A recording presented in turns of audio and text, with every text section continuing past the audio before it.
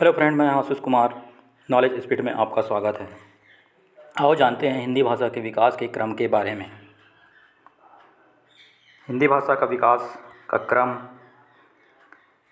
क्रम है। संस्कृत भाषा पहले आई, उसके बाद पाली भाषा आई, उसके बाद प्राकृत भाषा आई, उसके बाद अपभ्रंश भाषा आई, उसके बाद अवहट्ट आई।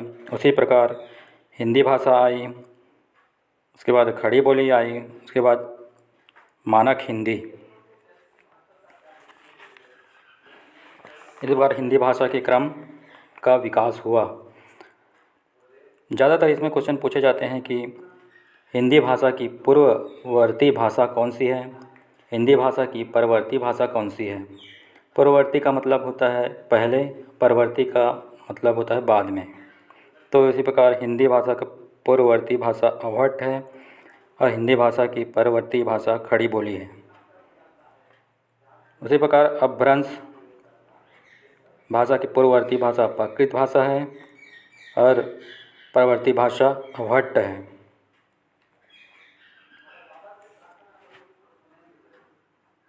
अब इसी प्रकार हम भाषाओं के बारे में जानते हैं। संस्कृत भाषा। संस्कृतम भारतीय उपमहाद्वीप की एक भाषा है। संस्कृत एक हिंदी आर्य भाषा है जो हिंद यूरोपीय भाषा परिवार की एक शाखा है। आधुनिक भारतीय भाषाएं जैसे हिंदी, बांग्ला, मराठी, सिंधी, पंजाबी, नेपाली आदि इसी से उत्पन्न हुई हैं। उसी प्रकार पाली भाषा। पाली प्राचीन उत्तर भाषा के लोगों की भाषा थी जो पूर्व में बिहार से पश्चिम में हरियाणा, राजस्थान तक और उत्तर में नेपाल, उत्तर प्रदेश से दक्षिण में मध्य प्रदेश तक बोली जाती थी। गौतम बुद्ध भी इन्हीं प्रदेशों में विहरण करते हुए लोगों को धम्म समझाते रहे। प्राकृत भाषा।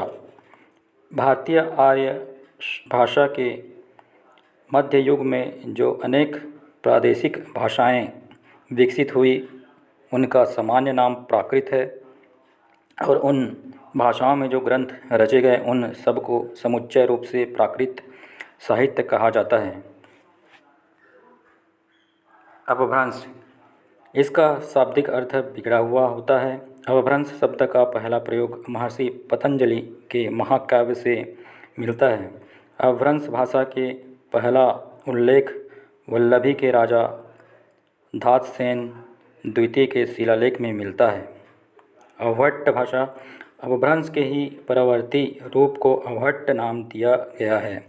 11वीं से लेकर 14वीं शती के अपभ्रंश रचनाकारों ने अपनी भाषा को अवहट्ट कहा। हिंदी भाषा। हिंदी, जिसके मानकीकृत रूप को मानक हिंदी कहा जाता है, विश्व की एक प्रमुख भाषा है और भारत की एक राजभाषा है। खड़ी बोली। खड़ी बोली हिंदी का वह रूप है जिसमें संस्कृत के शब्दों की बहुलता करके वर्तमान हिंदी भाषा की सृष्टि हुई। इसी तरह उसमें फारसी तथा अरबी के शब्दों की अधिकता करके वर्तमान उर्दू भाषा की सृष्टि की गई है। खड़ी बोली से एक तात्पर्य उस बोली से है जिस पर ब्रज भाषा या अवधी आदि की छाप न हो। मानक भाषा। मानक हिंदी हिंदी का मानक स्वरूप है जिसका शिक्षा, कार्यालयीन कार्यों आदि में प्रयोग किया जाता है। भाषा का क्षेत्र देश, काल और पात्र की दृष्टि से व्यापक है। हिंदी की आदि जननी संस्कृत भाषा है। संस्कृति दो थी, वैदिक संस्कृति और लौकिक संस्कृति। हिंदी का विकास वैदिक संस्कृति से हुई। 1500 ईसा पूर्व से 1000 ईसा पूर्व वैदिक संस्कृति और 1000 ईसा पूर्व से 500 ईसा पूर्व लौकिक संस्कृति का प्रचलन था।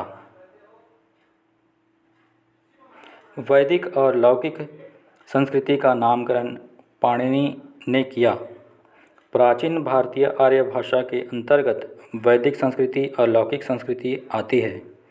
मध्यकालीन भारतीय आर्य भाषा का विकास 500 ईसा पूर्व से 1000 ईस्वी के बीच हुआ। आधुनिक भारतीय आर्य भाषा का विकास 1000 ईस्वी से आज तक चलते आ रहा है। आधुनिक भारतीय आर्य भाषा के अंतर्गत हिंदी और हिंदीतर भाषाएं आती हैं। आधुनिक भारतीय आर्य भाषा किस 3 भागों में बांटा गया है? पहला, प्राचीन हिंदी 1000 ईस्वी से 1400 ईस्वी तक, मध्यकालीन हिंदी 1400 ईस्वी से 1850 ईस्वी तक, आधुनिक हिंदी 1850 ईस्वी से अब तक। अपभ्रंश भाषा का विकास 500 ईस्वी से 1000 ईस्वी के बीच हुआ। अपभ्रंश भाषा का शाब्दिक अर्थ पतन या टूटा हुआ। आचार्य किशोरी दास वाजपेयी ने अपभ्रंश को ण भाषा कहा है। राजा मंजू ने धनपाल की संस्कृति की उपाधि दी।